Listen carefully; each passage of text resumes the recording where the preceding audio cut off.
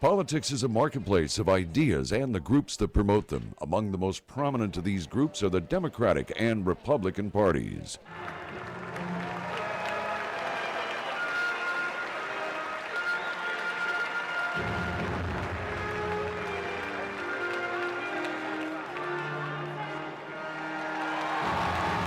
The Democrats and the Republicans have controlled the White House and Congress for 1.5 centuries, but the two parties have always been adversaries, aggressively competing for America's middle ground voters.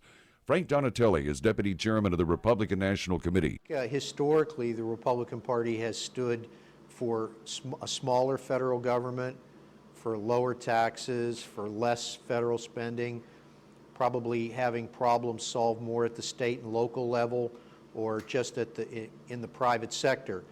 Internationally, the party favors a strong national defense and America acting in its own self-interest, but obviously in conjunction with its allies.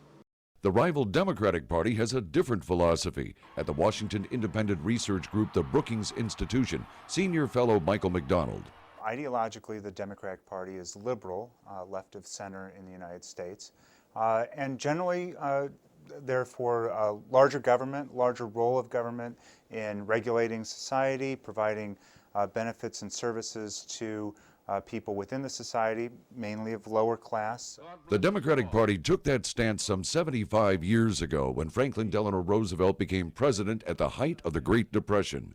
FDR launched a massive program called the New Deal with economic and social reforms meant to uplift average Americans. FDR's Democratic coalition of large cities, blue-collar voters, and the southern states held until the 1960s, when the Republicans began to attract working-class whites, especially in the South. Michael McDonald describes today's Democratic Party. So there's a coalition there of persons of color, and then you also have people who are more highly educated, people who are also of somewhat higher income as well, who form kind of a liberal elite, if you will, within the society, and also women. Along with big cities, the Democrats are strong in the industrial Northeast, the Pacific coastal states, and with younger people.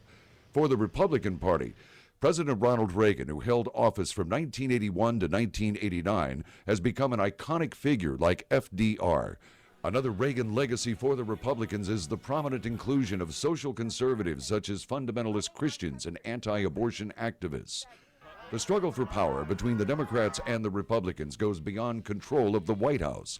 The Senate and the House of Representatives will also be a focal point on Election Day 2008. Control of Congress will be essential to whoever wins the presidency if they want their agendas enacted. Jeffrey Young, VOA News.